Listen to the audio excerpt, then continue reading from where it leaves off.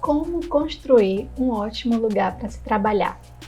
Eu também não sabia, até 1 ano e 8 meses atrás, quando eu e a minha sócia, Melissa, começamos a administrar a Atena Marketing. Recentemente, a gente recebeu um selo que nos certifica como um excelente lugar para se trabalhar, segundo a Great Place to Work, com a pontuação, inclusive, bem acima da média nacional das melhores empresas do Brasil. E aí eu resolvi fazer esse vídeo para falar um pouco sobre o que a gente fez durante esse período para conquistar esse certificado junto aos nossos colaboradores e perante a uma empresa tão importante como a GPTW. Mas primeiro eu queria explicar para quem não sabe o que é a GPTW, né? A Great Place to Work. É uma consultoria global, né? Global, atua em vários países, que apoia organizações a fim de que elas possam obter melhores resultados em nível de gestão de recursos humanos, gestão de pessoas. E ela certifica por meio de um processo imparcial e isento, né? Ou seja, nós que somos gestores, a gente não tem acesso, por exemplo, aos respondentes, né? Quem foi que respondeu tal pergunta, qual a pontuação que a gente ganhou em tal questão, tudo isso a gente só recebe um compilado, um apanhado final, o que garante a imparcialidade do processo e que nenhum colaborador vai se sentir intimidado, né? Perante aquele questionário. Então, ela certifica, após o questionário aplicado, as melhores empresas para se trabalhar no país, né? Nos países em que ela atua. Com isso, explicado o que é a GPTW, eu queria pontuar alguns tópicos que nos fizeram, quando a gente para avaliar um pouco o nosso percurso empresarial, nos fizeram conquistar esse certificado, né? Esse selo que é tão desejado por tantas empresas. A primeira coisa, gente, a coisa mais importante, na verdade, na minha opinião, é que tem uma expressão em inglês que é you have to mean it.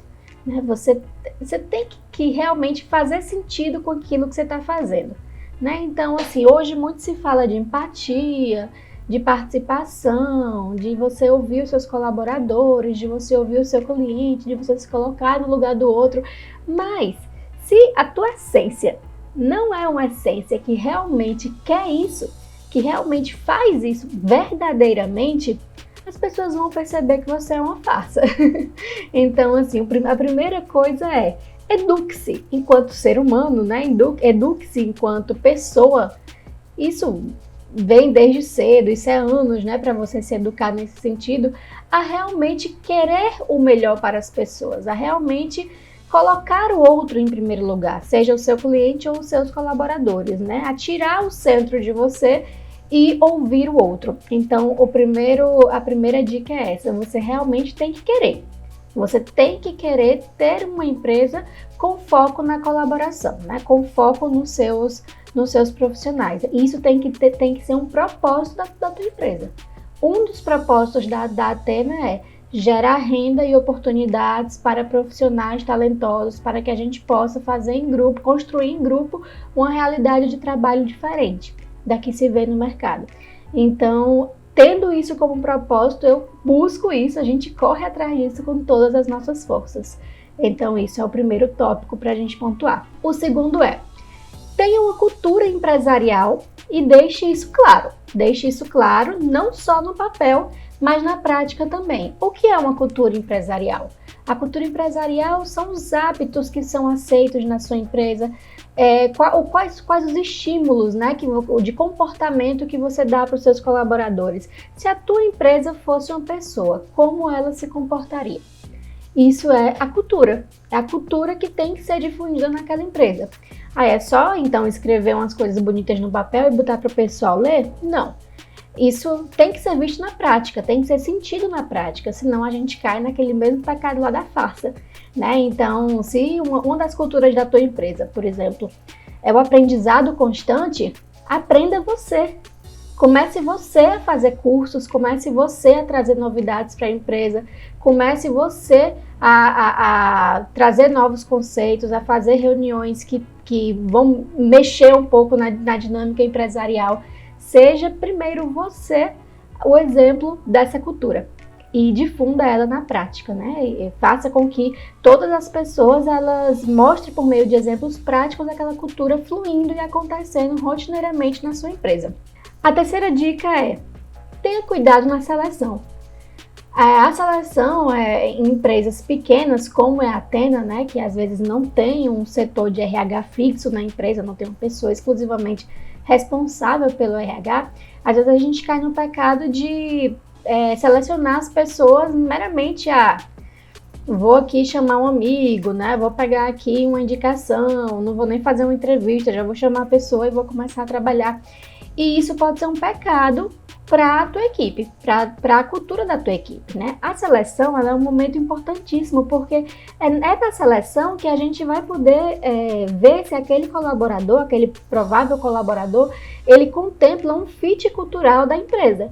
Então, não é só a questão técnica, né? Eu não vou só avaliar se aquela pessoa ela é capaz de assumir esse trabalho que eu quero que ela assuma tecnicamente falando, mas ela se encaixa com o meu grupo? Ela faz parte, ela cabe ali, né? Ela vai corroborar culturalmente para a minha empresa? Ela tem as características subjetivas que eu preciso?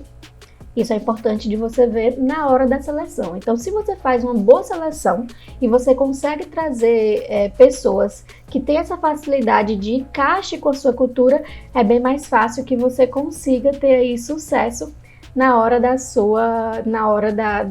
permanência desse colaborador e na colaboração que ele vai trazer para o seu time.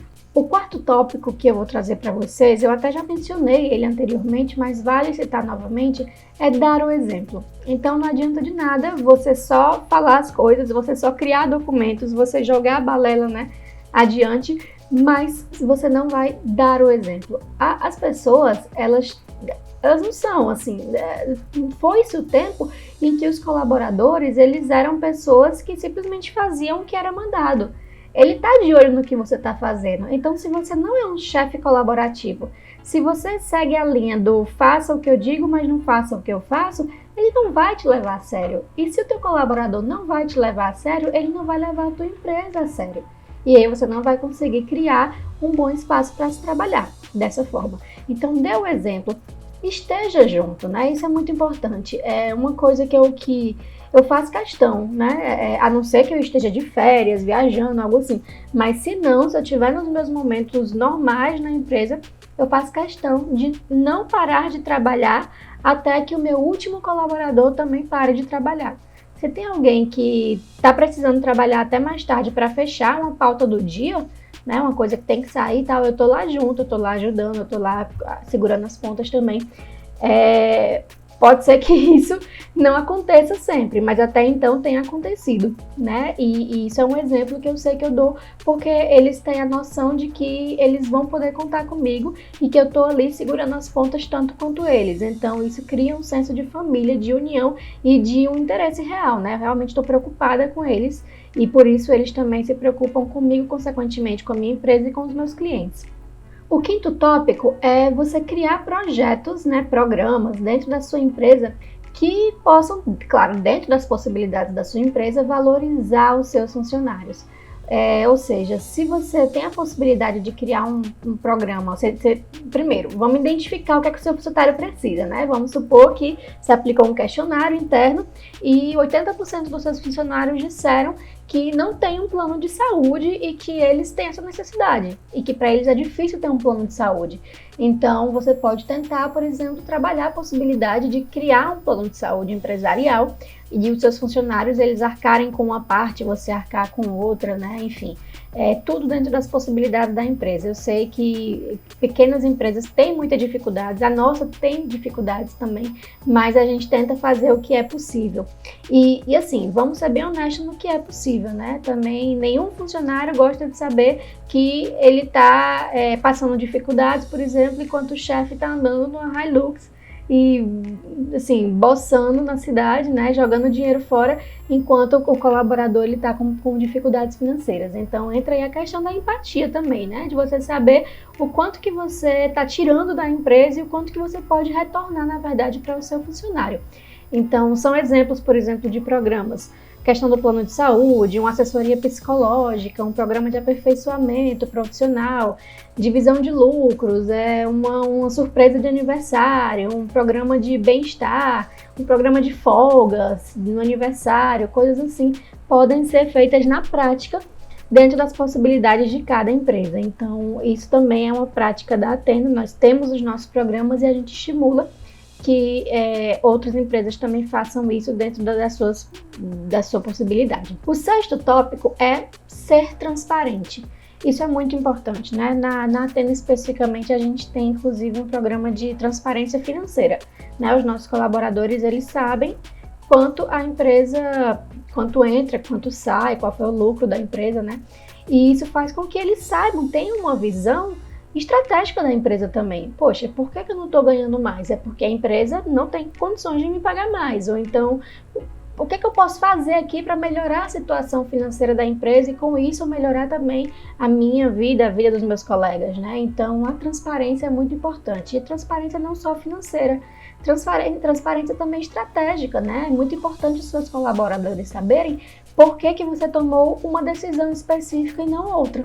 Às vezes a gente toma decisões no âmbito empresarial e a gente tem o hábito de só chegar e dizer, olha, tomei essa decisão, se virem aí, agora vai ser assim.